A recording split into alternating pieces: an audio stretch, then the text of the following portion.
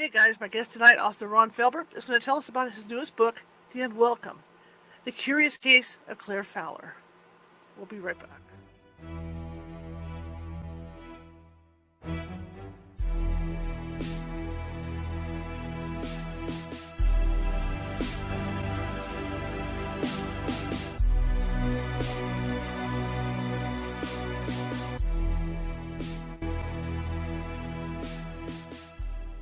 Grab your popcorn and snacks. Find a comfy spot, take a seat or lie down, and let me transport you to a place of fantasy, ghost stories, ancient legends, odd creatures, alien encounters, and other magical topics. You may even decide to join the conversation. From faraway lands to your own backyard, with a small dash of pixie dust. Turn out the lights and open your minds. The journey is about to begin. Happy Tuesday, everybody. How is everybody doing? I think I heard you say okay. My name is Charlotte. I'm going to be your host for the next hour or so. I'm also the owner of the California Haunts Paranormal Investigation Team based out of Sacramento, California. We are 45 strong up and down the state, which means if you do have or if you think you have a paranormal problem, we can get to you. It may take us a while. Speaking of adjustments.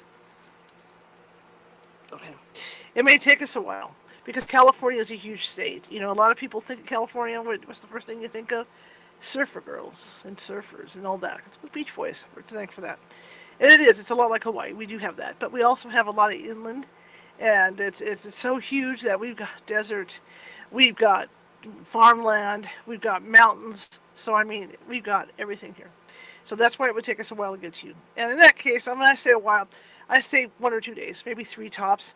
And in the case that does happen, we do have mediums on staff who can phone you and talk to you about what may or may not be going on in your neck of the woods. And if it is paranormal, they can, in most cases, settle down the energy until we get out there. But we will get out there, I promise you.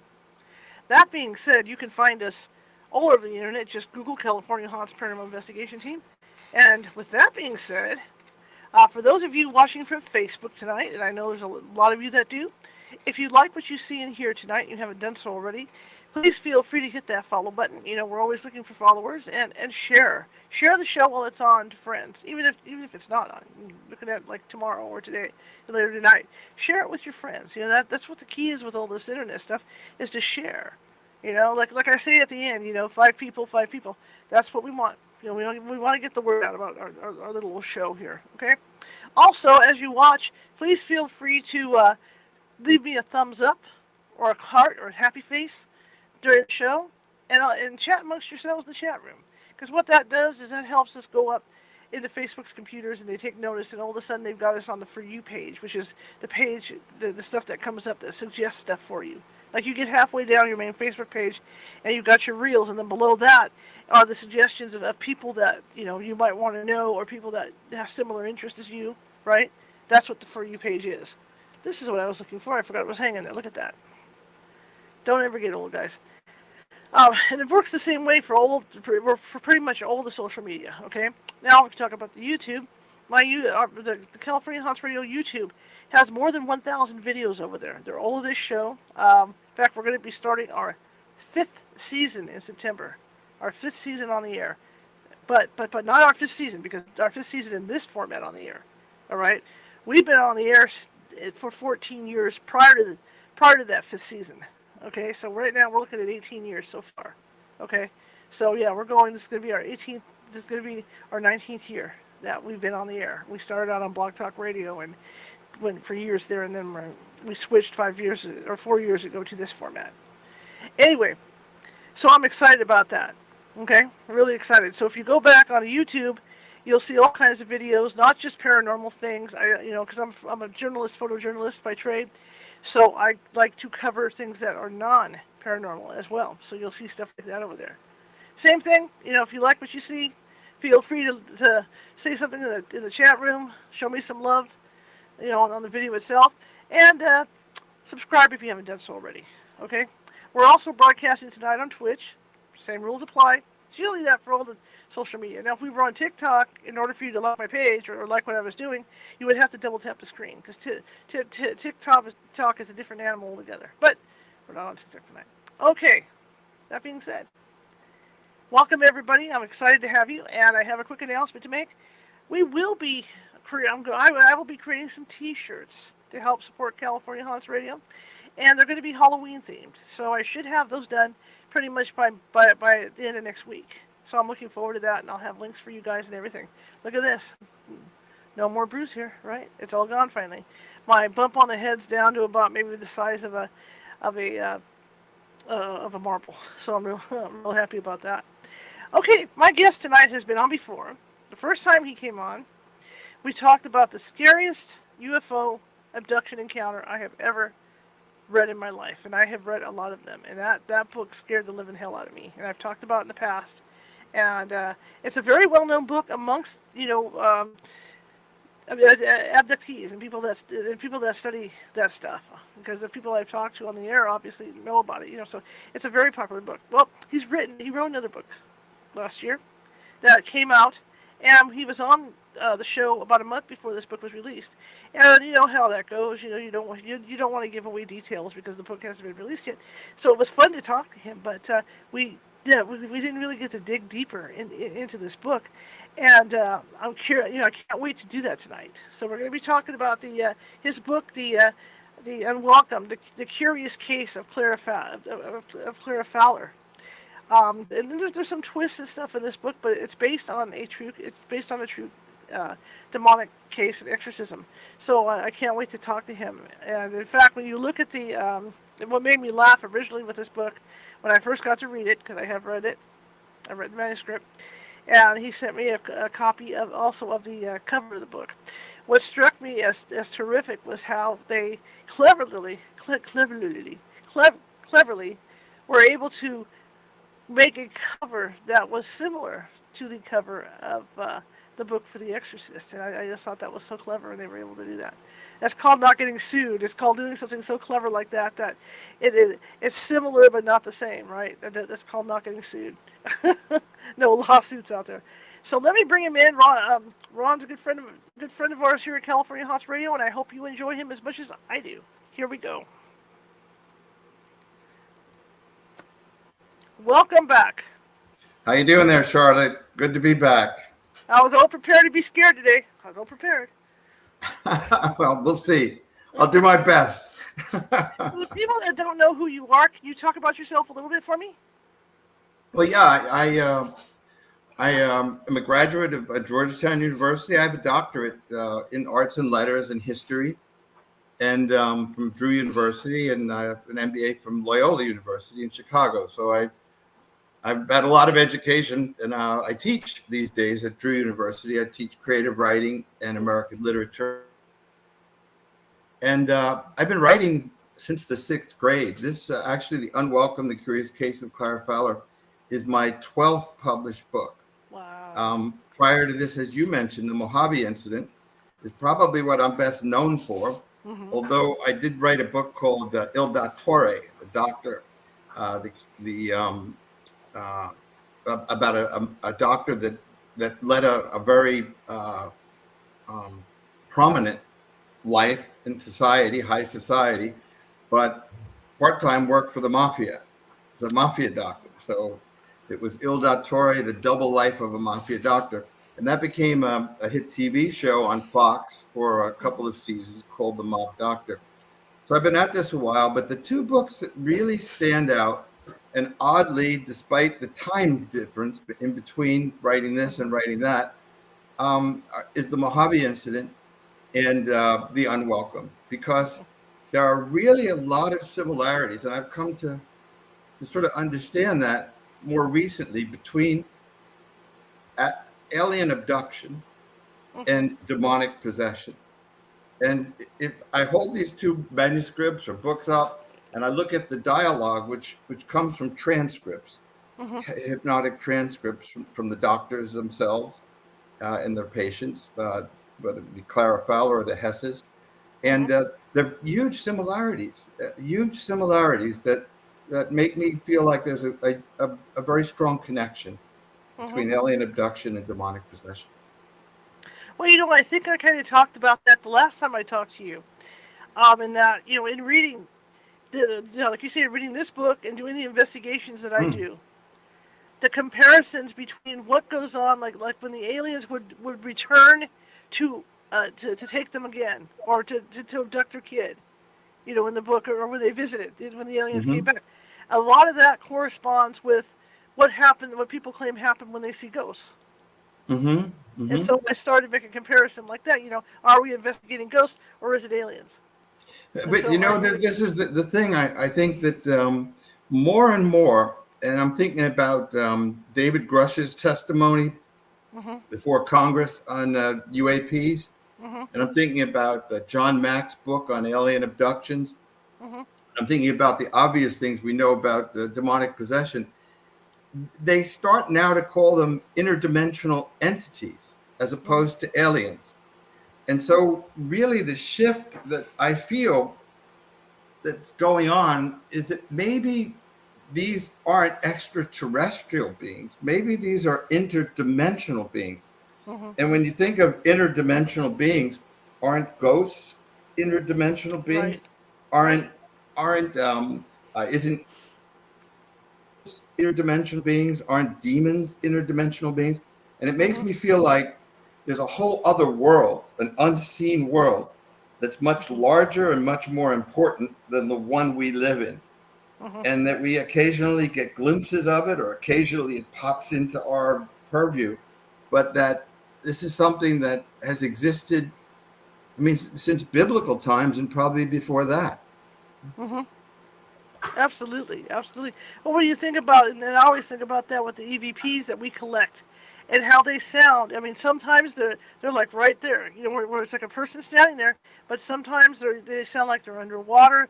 They sound like they're so far away because they're so low, in the sound octave thing. And so you wonder, if they are coming through multiple dimensions to reach out to you with these EVPs as well. I don't think I've mentioned this story to you, because I don't think I've told it many times, but I saw a ghost. I had a very good friend while I was writing the Mob Doctor, the Il Dottore, about the Mm-hmm. mafia and this doctor. I got to be very good friends with Salvatore Bill Bonanno, who ran the Bonanno crime family. He had read a previous book of mine and liked it and wanted to make a film of it. So we got together and met, and we started talking about this memoir of his Mm-hmm. father's doctor and John Gotti's doctor and all. And it became a book. And we became very good friends. And I was in Europe and just stuck in budget meetings for a company that I was with. I was in France, in a castle, believe it or not, in the middle of nowhere. And he passed away. And so I could not go to the funeral. I couldn't. I was in France. This happened. I was stuck in budget meetings. Mm-hmm. It just was impossible. So when I got to back home, his nephew said, I know his widow would really love to see you because you were great friends. Mm-hmm. And so I said, absolutely. I flew to Arizona and to Tucson, and I went to her home, Bill's home. She was there, and there I had earlier, for their 50th wedding anniversary, gotten them a painting, and it was a painting of the astronauts coming back from the moon in a ticker tape parade going through Manhattan, and it was a beautiful picture, an open convertible, the confetti and whatnot. It's a great painting. And I gave it to him for his 50th anniversary. So we sat down. So it was his nephew, his widow, and myself. And she made reference to the painting. As soon as she said, the only thing in that room that isn't very family oriented, Mm-hmm. is your painting. The moment she said that, it fell off the wall. It fell off the Wow. wall. So we, was embarrassed. We put it back on the wall. And it occurred to me, afterwards, like, going home, that's really weird. Here's a painting that's been hanging there for 5 years. She makes reference to it, in fact, that Bill really appreciated it, and it falls off the wall. So about 2 weeks later, I was in a deep sleep, and the ghost of Bill Bonanno came to me. I was in a dead sleep. I felt the mattress depressed, like somebody was sitting there. And I Mm-hmm. thought it was my daughter. I thought my daughter maybe was having a bad dream or something, and that's why. But I felt that presence, and I felt another presence as well, the spiritual one. And I looked up, and it was Bill Banana. We carried on a conversation, at least in my mind. How long it really lasted, I don't know. Time is a funny thing, Mm-hmm. but it felt like it was an hour. It was a very long, detailed uh, conversation. And I said, Bill, you're dead. You know that, right? And he goes, yeah, I know it. I'm stuck. I've got to think about everything I ever did in my life. Wow. And I said, that sounds terrible. He goes, no, it's not bad and it's not good. It's just what I have to do. Mm-hmm. So then he left, and I could literally watch him walk away. I could tell you what he was wearing, etc. And I said, Bill, you can come back again, but only if it's okay.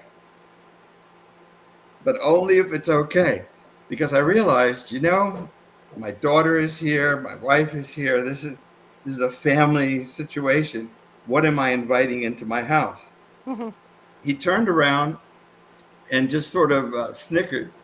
And that was the last I saw of him. There was a staticky kind of electricity in the air, and that was that.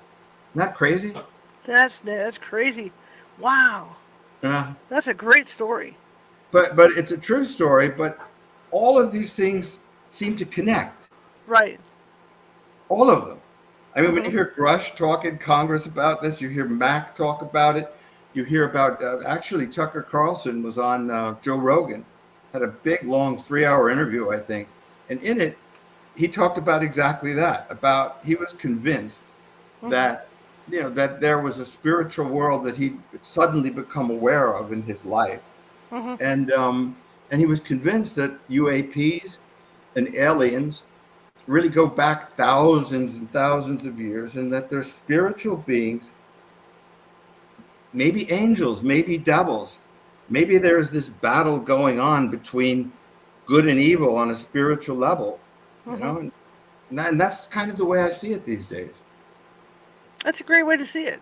Ever since I started doing this show, being trained as a paranormal investigator, I have learned stuff, from people. My last guest, the guest last night, the show was, could ancient deities have been aliens? Yes, And it makes a lot of sense because I mean, if Captain Kirk landed back in back in the 50s or whatever, well, even Back to the Future, right? Because I mean, when yes, he gets yeah, out, he gets sure. I love that movie. that whole scene right there where he gets out, he's wearing the radiation suit and all that. I mean, that's what we would have thought because they still all the fancy goodies. There's nothing else to think Absolutely, about that. So that absolutely. makes a lot of sense. A lot. And also, if you look at even everything has changed. I mean, there's been Right. a huge shift in everything over the last 5 years, even from Mhm. the Nimitz and USS Roosevelt videos Right. of the UAPs, Mhm. the radar tracking, these testimonies before Congress, but also what's changed is a huge shift from Newtonian physics, Newton, you drop an Right. apple and there's Right. gravity, to quantum mechanics, which totally blows away everything we thought we knew about reality. Mhm. Absolutely. And if we don't really know what reality is, and we don't, uh, Mhm. it's more than what we see. Like, how do you Mhm. account for infrared? How do you account for microwaves? How do you account for radio waves or Mhm. ultraviolet? All of these realities, oxygen, they're Right. invisible to us, but we know they exist. Mhm. And I get this feeling that what we see is a very, very small slice of what we think is reality, Mhm. but the much larger picture, as sort of put forward by the new space programs and the telescopes, Mhm. that are going out and just showing whole new galaxies, an infinite number of universes. Mhm. It's a much different world than we think it is. Absolutely. I agree 100%. Let's talk about your book a little bit here. How did you Sure. find out about that case? I'm sorry. How did you find out about Clara Fowler? Well, this came to me from William Peter Blatty, the famous William Peter Blatty from The Exorcist. Right. I was a student at Georgetown University, and I'll date myself. It was 1972. How about that? And I was a Wow. sophomore, and he was filming The Exorcist at Georgetown. So I went out of my way because I was a writer even then. I had my first novel, and vowed to meet him and hopefully get him to look at my work and maybe help me get it published. So I didn't meet him right away, but I did get to meet his secretary. I went to an office they had across the Key Bridge in Arlington, Virginia, in a Marriott, and I basically begged this woman to pass my manuscript along to him. She looked behind her desk and said, "You see that?" And it was a mountain of manuscripts sent from all over the world, Germany, France, England, of guys just like me, I guess, that, wanted him to take a look at their work. Right. So I said, "Well, how many of them are here in front of you?" And she said, "None." I said, "Exactly." I said, "I'm here in person. I'm a student just where Bill was a student. He was here on scholarship. I'm here on scholarship. He came from the Bronx, New York. I came from Newark, New Jersey. We have very similar backgrounds. Tell him that I am like him, only 30 years younger." and ask him to take a look at it. And he did. He liked this first book. And over Thanksgiving holiday, I was back in New Jersey with my parents for the holiday. And I got a phone call, and it was Bill Blatty. I read every word of I remember it, it's like yesterday. I read every word of your manuscript. You have the brains and will to be a fine writer. So I said, "Well, that's great to hear." He said, "I'd like to meet you." I said, "I'd like to meet you too." So we met. He didn't help me with that book, but what he did do was pass along a book, a case history that he had come across in researching The Exorcist, and it was the Clara Fowler case. And so it took me years. I tried to write it then, as a kid, but I just didn't have the talent. It's as you know from reading the manuscript, it's very detailed. There's a tremendous amount of research, and it's not an easy book to write because it takes place in 1898 to 1904. So I tried and failed, but about 3 years ago, I said, I have all this research, I have photographs, I have transcripts, I have all of this. Let me give it another shot. And I did, and I'm pleased to say that The Unwelcomed won the Maxie Award for Book of the Year, 2024. So that's how it happened. Absolutely.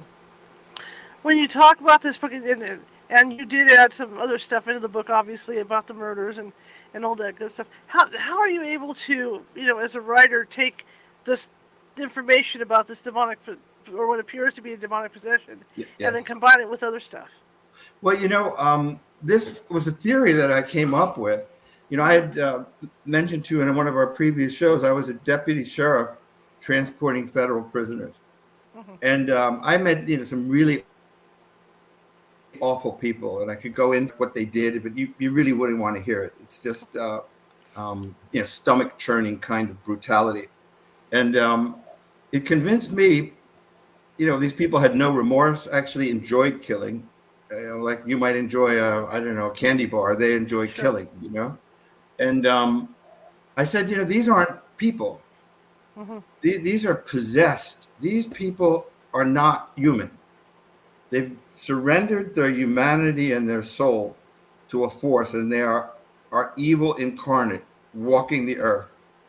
And so it occurred to me, because there were murders involved with, remember John Fowler's, her father, and so her siblings, both her siblings were murdered, Clara Fowler's. And it occurred to me that the real life detective that was involved in this, Rufus Bassett Hilliard, had worked in Fall River, where Clara Fowler came from, on the Lizzie Borden murders, the horrible axe murders, with a school teacher, Sunday school teacher, suddenly, the most brutal act you can imagine, butchers her father and mother. 6 months later, about 4 miles away, a farm worker, again, a guy that had a little dog and wanted to raise a family and had seemed to have no malevolence about him, walks into the kitchen of his boss and axe murders his wife. And then there was a demonic cult that was operating at the time in Fall River. And again, by the way, from 1979 to 1980, there was another cult that was exposed and some murders in Fall River. And it occurred to me that maybe evil is sort of transient. Maybe the devil influences you and me and everyone. Well, I shouldn't really have this beer, but I'm going to have a beer anyway. Or I really shouldn't do this, but I'm going to do it anyway. So in minor ways, we all succumb to temptation.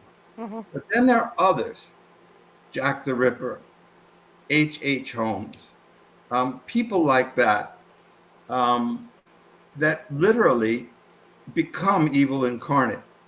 And so the devil is sort of a transient thing.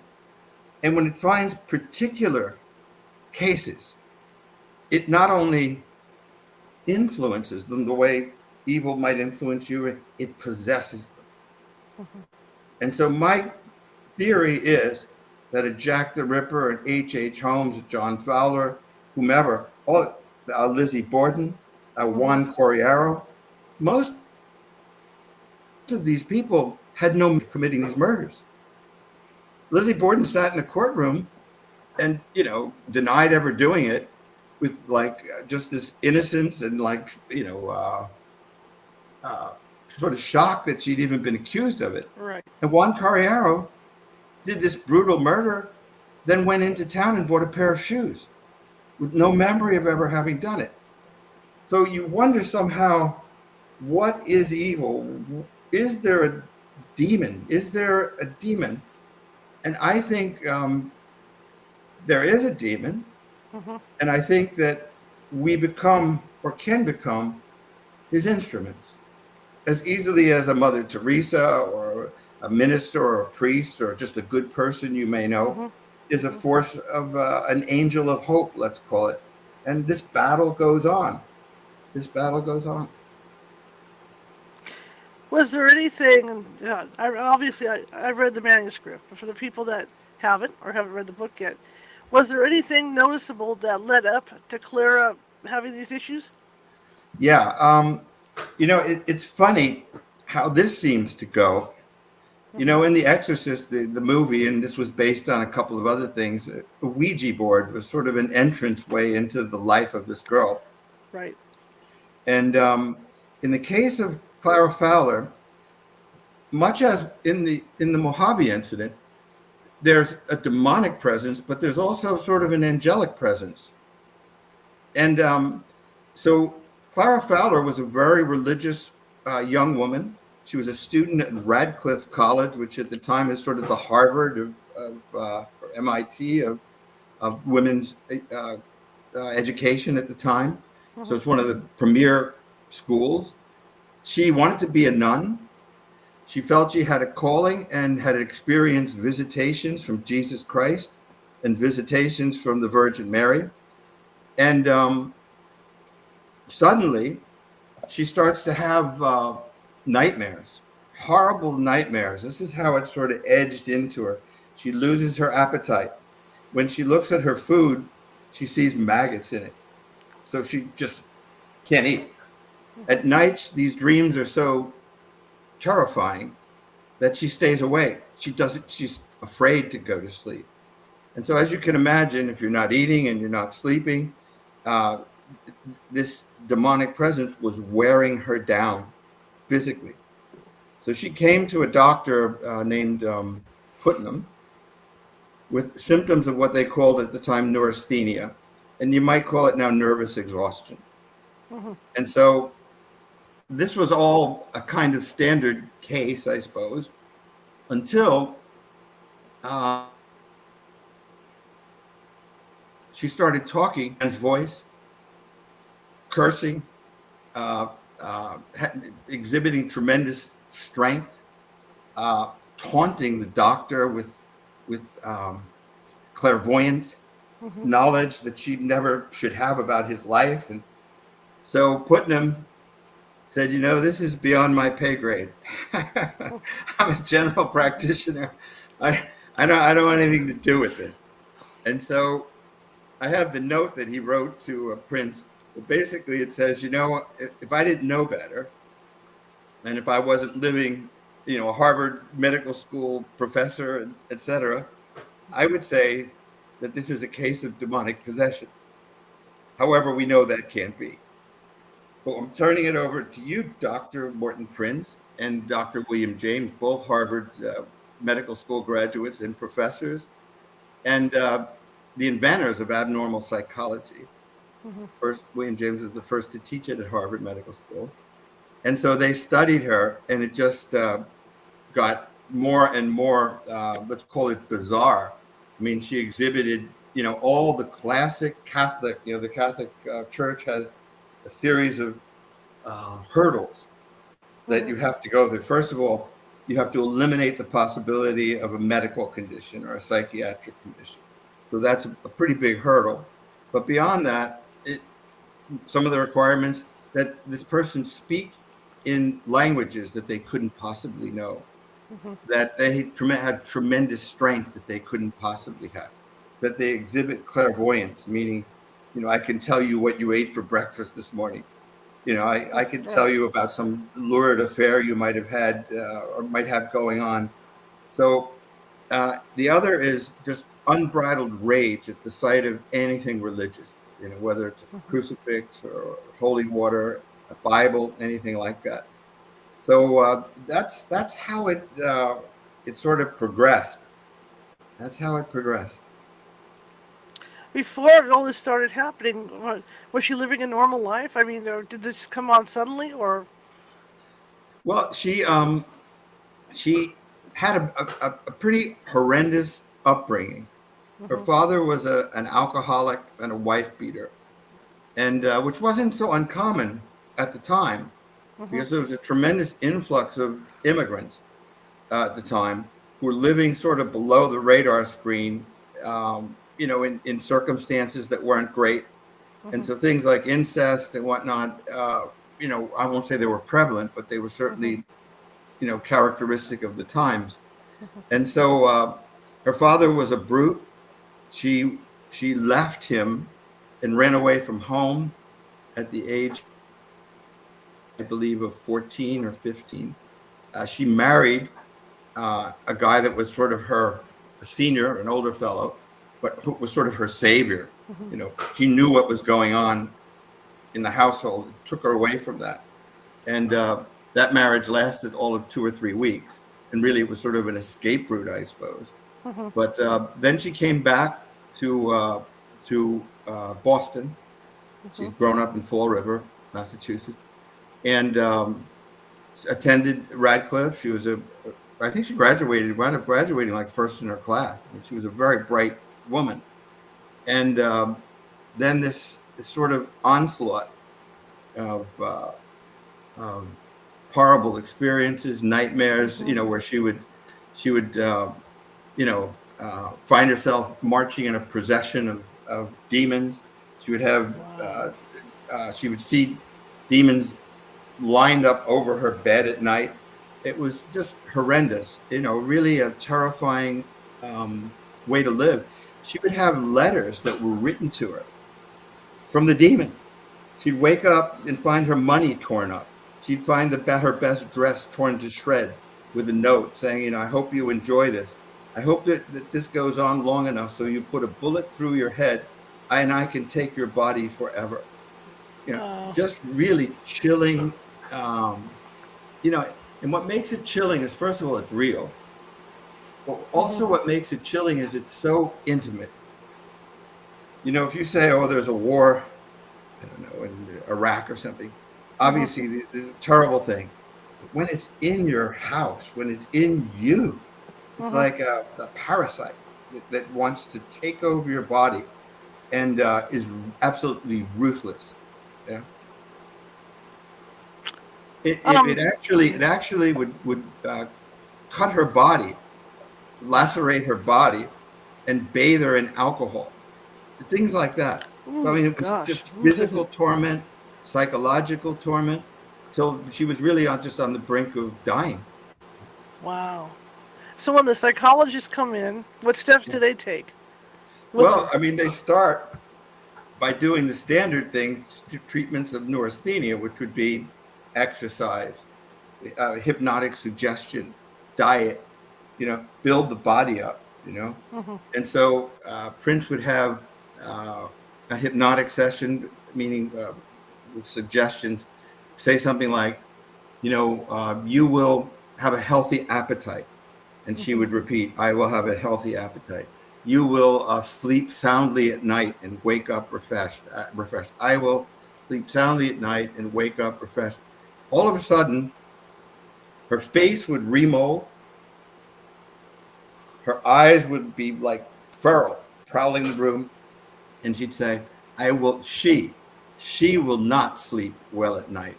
She will not have a healthy appetite.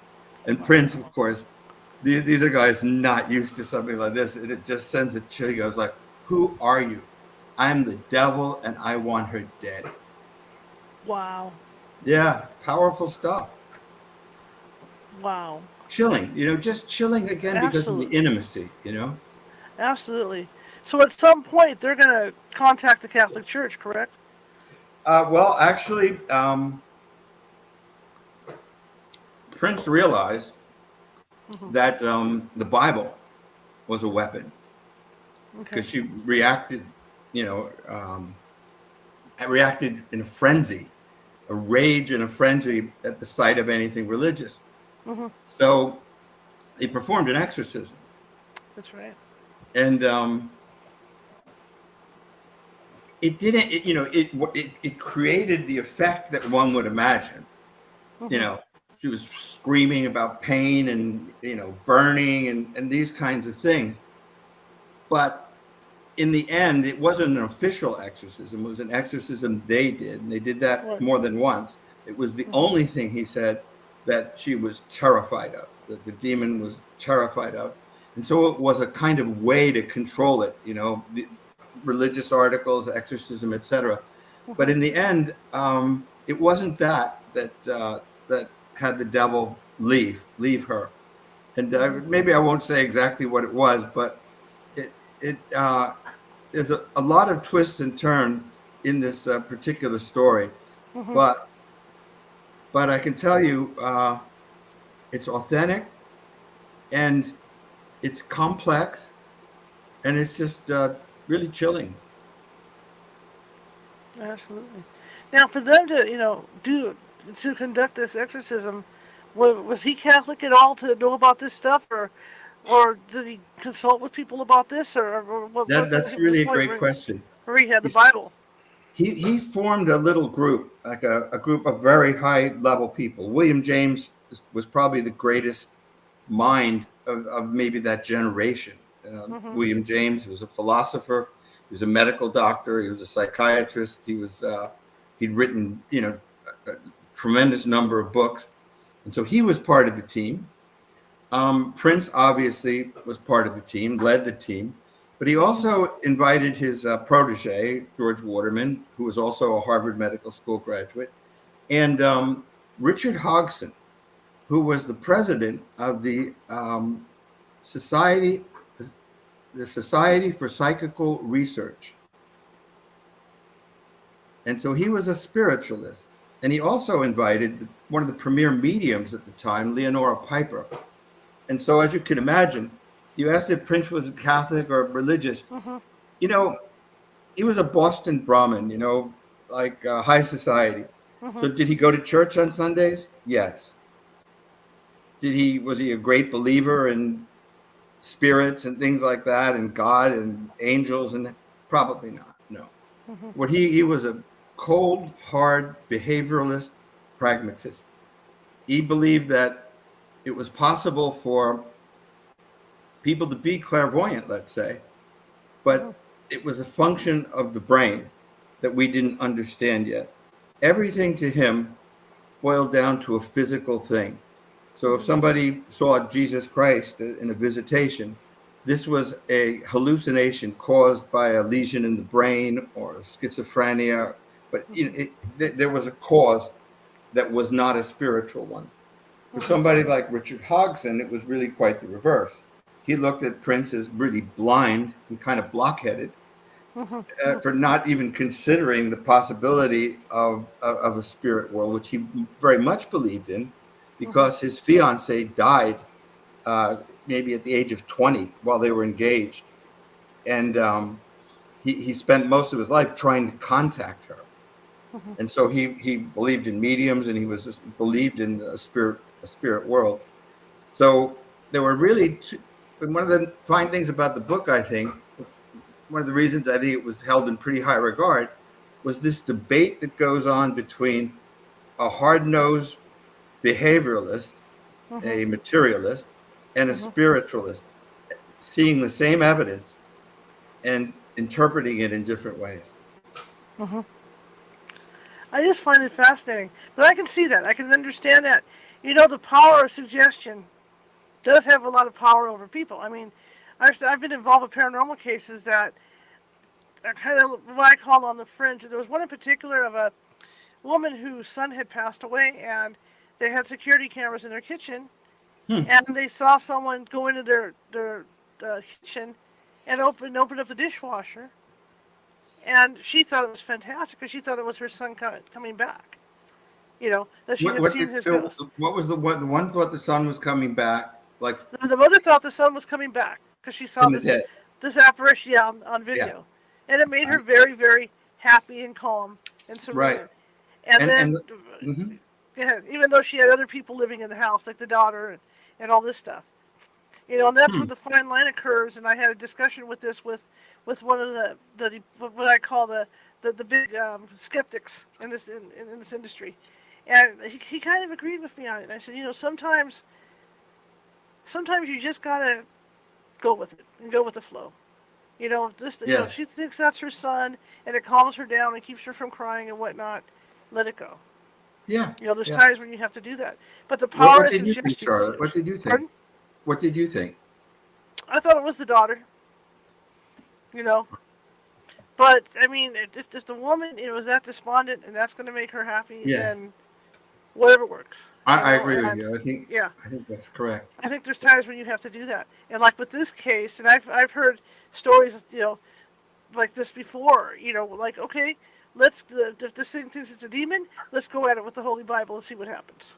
Yeah, exactly. You know, or maybe she was really religious, and by seeing that Bible, it snaps her out of it or whatever. Yeah, you know, that's the way they went. Yeah. But you know, I'm even thinking about, and we talked about, you know, sort of these religious things. I'm thinking about Fatima.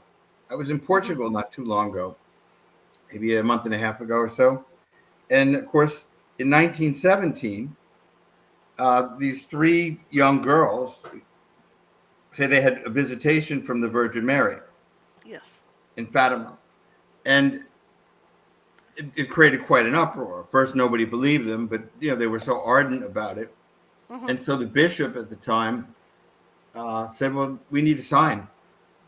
And so the Virgin Mary, the apparition, said to the three girls, "I'll give you a sign on the sixth visit, my sixth appearance." So the fifth came, and then in October it was the sixth, and 30,000 people watched a miracle. They saw the Virgin Mary, and people saw the sun dance in the sky, as they say, come shooting towards the earth, and people were terrified. It had been pouring rain. The rain stopped immediately. People's clothes were dry, or so they say. 30,000 people witnessed that. Some people saw it, and some people didn't. Right. Which tells me maybe there's some hypersensitivity some people have, and others just don't. It's like people being colorblind. You know, if you're colorblind, you could say, "Oh, this is a beautiful rainbow," and they'll say, "What are you talking about?" You know? Right. Right. And the other one happened in Zatoum, Egypt, from 1968 to 1971. the Virgin Mary appeared on top of a steeple. 250,000 people saw this. They have photographs and videos, well, photographs, not videos, that are stunning. I don't know if you've ever seen them on YouTube, but I mean, it's really clear. And this apparition, like, literally walks around the tower, blesses the people. And actually the president at the time, I can't think of his name, Nasser, actually was one of the people, along with his military, etc.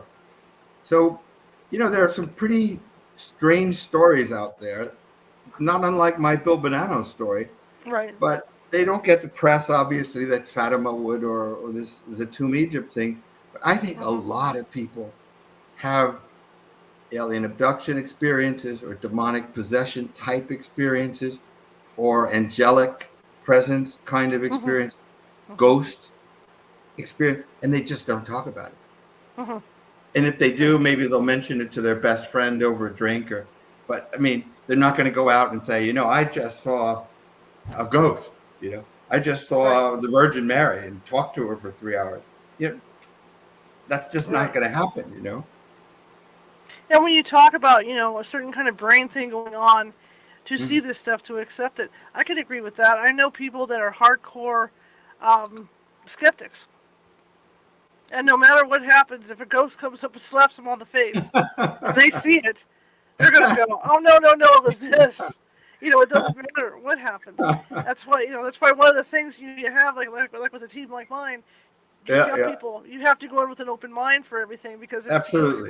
I mean, I think if you go in like totally skeptical, I think you're going to wind up with with some very predictable conclusions. Yeah, absolutely. So Clara was really lucky in that these gentlemen were able to figure this out. What they needed to do, because it could have been, like you say, this could have been a split personality also coming out. This is the point I wanted to make too, because a lot of people say, again, skeptics, the first thing they'll say is, well, this was like 1904 and 1898 to 1904, and so they didn't know about this and they didn't know about that. Absolutely untrue. They were well aware of schizophrenia, well aware of Tourette syndrome, well aware of multiple personality. That these are the foremost medical psychiatrists in the world. So they were, they had books, bookshelves stacked with things from Europe, from all over Russia, from all over the world. So these were global people at a time when there was no globalization. So they were very well aware of all the possibilities, because these were documented cases that they had access to and had studied. And obviously, once this started to happen, they really delved deeply into other cases of demonic possession, other cases of multiple personalities, schizophrenia, Tourette syndrome, and they weighed these things. But none of them, including Prince, none of them satisfied, base of what was going on, except demonic possession. It's interesting that you say that about these researchers, because I have discovered the Gutenberg Project. Yeah, I've heard of that. Refresh my memory, please. Oh, you can get this. I mean, it's a group of people that have taken a lot of those books that were written in the early 1800s all the way up to 1944, and have put them into ebooks. Jacques Vallée. Jacques Vallée. All those people. Yeah, you have access to all that stuff. And I've been reading up, like these gentlemen with the Paranormal Society, right? Yeah. I've been reading up on all their stuff, and I'm learning so much from that, because, like you say, it's shocking about it, because we're arrogant now. Okay, let's face it. Our society is arrogant. We think we know it all. That's right. We think we're the only ones that know this stuff. But when you go back and look at those old books, you can see that it's there, from all over the world, from Russia and everywhere. In fact, the one book that was interesting that I found was about werewolves, and I just thought it was so fascinating, because I happened to be watching Little House on the Prairie one day. Okay. And the teacher was talking about this werewolf book she had the kids reading, and I thought, it's got to be a stage prop. So I go back into Gutenberg, and sure enough, there it is, and it's written by a priest. Really? And this priest was, you never a Catholic priest, you never expect a Catholic priest to talk about this stuff. No, And no, he had so much research in there from all over the world about the different types of werewolves and all this stuff. It was fascinating, and that's what I'm trying to say here is that people need to really go back and look at all that older stuff because, like you say, it's old there. They've done all the research on all this stuff. They knew about all this stuff. We're reading Bram Stoker's Dracula right now. I mean, there's a perfect example of Dr. Seward. You know, the psychiatrist in there talking about all these different things too, and that was written back in the 1800s. So people have to realize, you know, all this stuff goes way, way, way back. And so to hear your story about Clara and how they handled it and everything, it just jives so well. Yeah, absolutely. And you know, the internet, you talk about the skeptic and the believer. So there's a great line in the two from the book where Richard Hodgson makes his case, you know, to Prince and say, look, man, open your mind. Just, you know, you're a physician. You're a scientist. You're supposed to be curious. You know, why do you block this out? What are you afraid of? So he goes, there's nothing absurd in the notion that there may be non-human spirits, good and bad. Nothing compels us to believe that the only intelligences in the universe are those connected with the bodies of human beings. If the evidence for a God and an afterlife is accepted, then we must allow there may be non-human intelligence, either discarnated or associated with cosmic energies in ways we don't yet understand. I mean, angels, devils, ghosts, whatever. Then he pleads with him. Don't you see, Morton? Can you not bring yourself to understand the great mystery we stand on the threshold of solving? I beg you, consider at least the possibility that here, at last, in the city of Boston, 1898, is tangible evidence of transcendence. If there are demons, there must be angels, and probably a God and a life everlasting. No, I mean, that's one of my favorite lines from the book. I just think that's so powerful and so true. It is. I agree with you 100%. What did you, like you found that to be so powerful and true, what did you find with her story that stood out to you the most? I think what stood out for me the most was really the interaction of the doctors. I mean, you probably and I could, you know, she would predict things. For example, Prince had a prize horse named Garland. It's a quarter horse. He rode it almost every day. This was like, you know, his pride and joy. And he would etherize her. They'd have physical struggles where 3 or 4 people had to restrain her. And finally, he would take ether and cover her mouth and nose with ether. The body would fall out.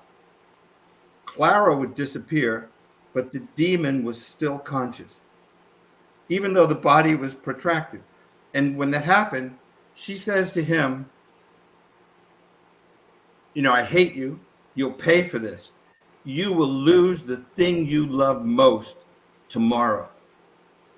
He gets a phone call the next day from his houseman, his servant, and says, I have some terrible news. Garland was hit by a car and he's dead. That kind of thing. I mean, that's so impressive. So let's put that on the table. But what I found most interesting was when you put that on the table and you have 5 super intelligent people looking at it from different directions and making their case for what's really going on. That's what impressed me most about this case. Yeah. Absolutely. Because it's an argument that could go on right now. Oh, absolutely. Absolutely. Yeah. It's still going on right now. Of course. It's still going on right now. And you know what? This is something that won't be solved. No. It'll be solved when there's a rapture or whatever you believe in. You know, at the end of days, that's when it will be solved. No one's going to know till they're gone. That's when we're all going to find That's out right. the truth about this stuff. And so far, not many people have come back to talk about it, although I had my Bill Bonanno experience. Hmm. I thought it was so interesting that he said, there are words you never use, you never really think of. Stuck is a word I would just never use. I would never Right. say, I'm stuck. Right. I would say, I'm having a problem with this and it's really, a pain, or, this Hmm. has really been terrible. But I wouldn't just say, I'm stuck. Right. When he said that, it occurred to me, like, isn't that what they say?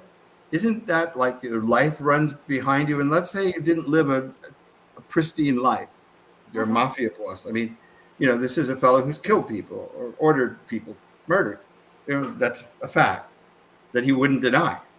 Matter of fact, Hmm. my son, my 7-year-old son, asked him over lunch one time, "Have you ever killed someone?" And I said, "That's a bad question. You shouldn't ask. That's a very impolite question." He said, "No, I'm going to answer it." He said, "I never killed anyone that didn't deserve it." There you You go. know what my Good son said? answer. You know what my son said? That means he killed people. But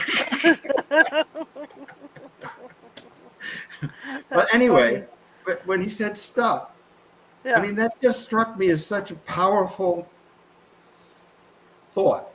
Hmm. That here's a person that, obviously didn't live the straightest, the narrowest path of public decency, etc.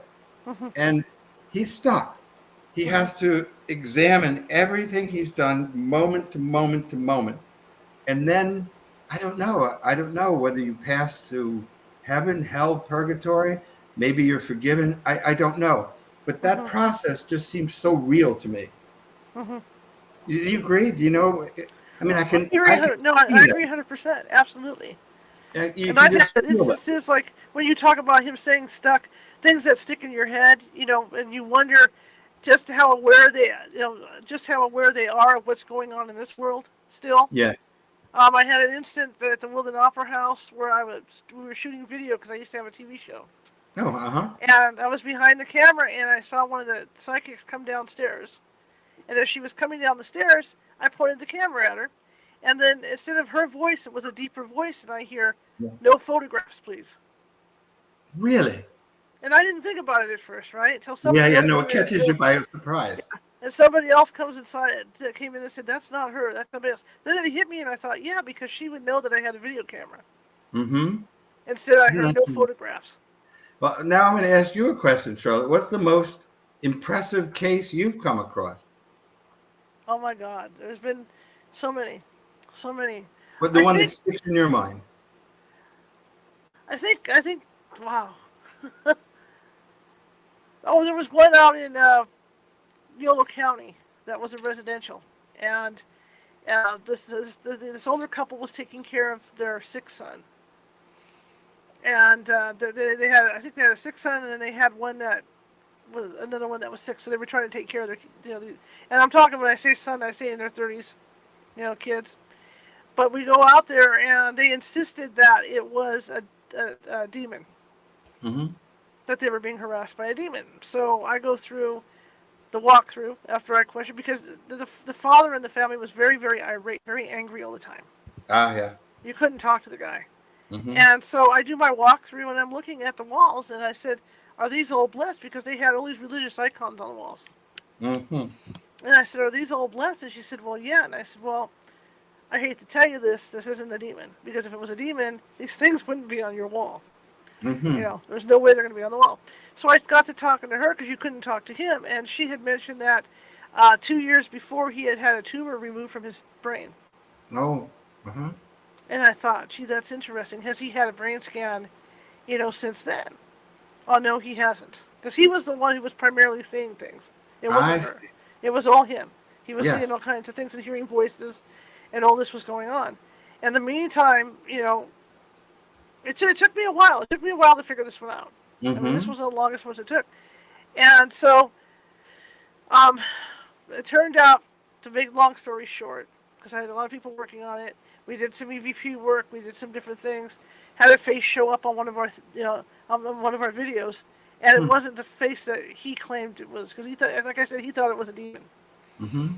So as things turned out, I get a phone call from the family, as I'm getting ready to go back and say, I think he's causing it. I called her. I got the phone call for her. I called her to say, could you do me a favor and see if he'd be willing to go in for another brain scan? Mm-hmm. Because I think it might be another tumor. And she said, how do you know that? I said, it's just weird because everything happens in and around him. Yes. The objects are flying around, at night and stuff and all this. And you're never around when all this stuff's happening. It's always around him. So he went into the doctor. I get a call, and she says, oh, he's going to be going in for surgery. There's another tumor, and it's in a spot that would cause him to hallucinate. Yeah. There you go. But it didn't end there, because it turned out there was a ghost in the house. Mm-hmm. My psychic team went in, and this ghost, and I guess this is where it gets weird, and people don't believe that this stuff can get so involved and so weird. Yes. We did the research to back it up as well. This gentleman had lived in the house that was previously on the property with his family, with his mother. And he had been a drug addict, and the family was getting ready to throw him out. So when he thought everybody was out of the house, he torched the house without realizing his mother was still in there. Mm-hmm. So he had a lot of guilt. Yes. And when he saw the father and the way he was acting around the boys, he got defensive and he was defending the boys. He was there to make sure that the father didn't hurt the boys. I see. Interesting. Yeah. Very interesting. And for what it's worth, whatever you guys believe out there, you believe what you want. This is what happened. I caught it. In fact, I caught this whole incident, the last part of it on audio recording, where we went in and we talked to him to get him to cross to the other side. Finally, we got him to cross over, and right after that, the other son comes in, and he's hugging us because he says, "Oh, he's not here anymore. There's no ghost here anymore." Yes. But it turned out really that it all came down to the father, having that tumor. Isn't that something? So there wasn't, it's funny that physical things. So in other words, sometimes, let's say there is a kind of schizophrenia or there is some physical thing. It doesn't preclude the other possibility. Right. Because maybe people that have a tumor, or maybe people that have a sense of schizophrenia or brain lesion, whatever it might, are more sensitized to these kinds of experiences.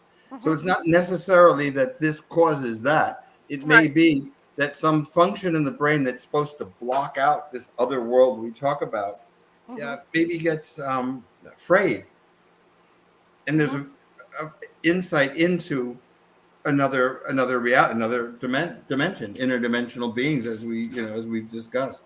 Yeah, absolutely. So, Ron, it's always fun to have you on. It's always a blast. Love to get you on again. We'll talk about the Mafia book. I'm all about Mafia. I can do that. Oh, really? Okay. Can I hold up the book? I just thought maybe I'd do that. Absolutely. Go ahead. The I like shameful plugs. It's all good. There we go. There it is. The Unwelcomed. It's a great book, you guys. I've read it. Excellent piece of writing. I appreciate it. It's always a pleasure talking. It's always fascinating. What's next for you? Actually, this is my 12th book, maybe my 14th if you count some others. And I think I'm ready for a break. And the other thing is, too, I don't want to write anything.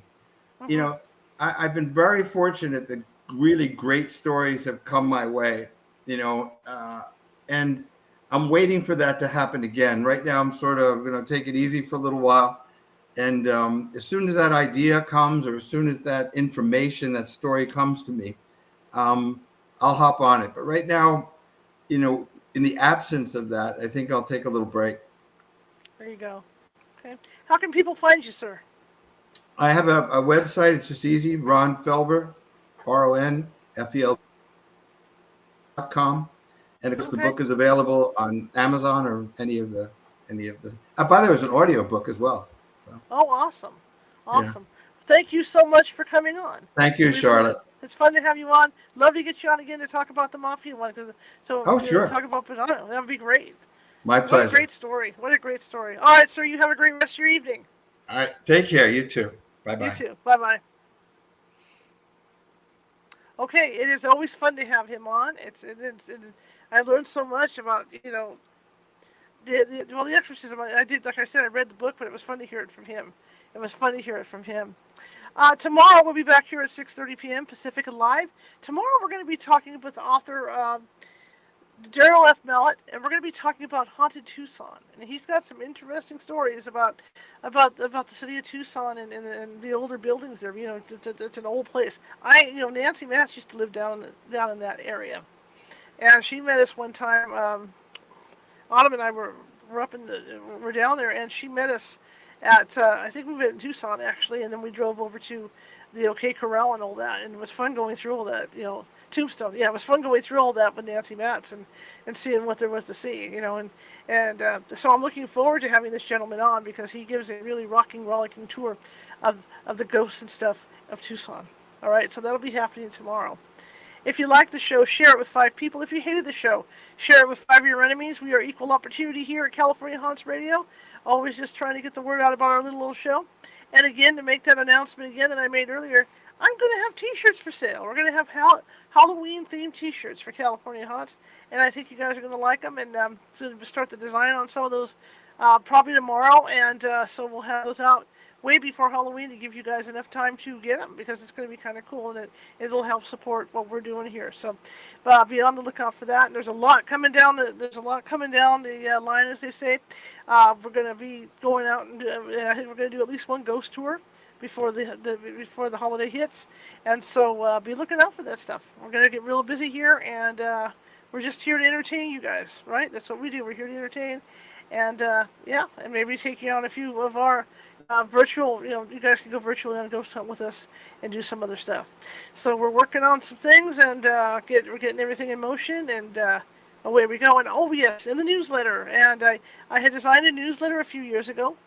And there's equipment reviews in there, and there's not only that, there's going to be a featured haunted location that you as the public can go to and do a little investigating on your own. And so every month we'll feature that, and there'll be a psychic reading or two that you guys can write in your questions, and if they get chosen, then one of our team psychics will give you an answer via the newsletter as well. So there's a lot coming up, so just sit tight and enjoy the ride, and I thank you all for coming. And go check out our Patreon at patreon.com/California Haunts Radio. We got some great stuff we're offering over there as well. In fact, discounts on our events. So if we do hold any ghost tours or anything like that, you'll get 10 to 15% off after joining the Patreon. All right, guys, I will see you tomorrow, 6:30 p.m. Pacific. I want you all to have a great night, and see ya.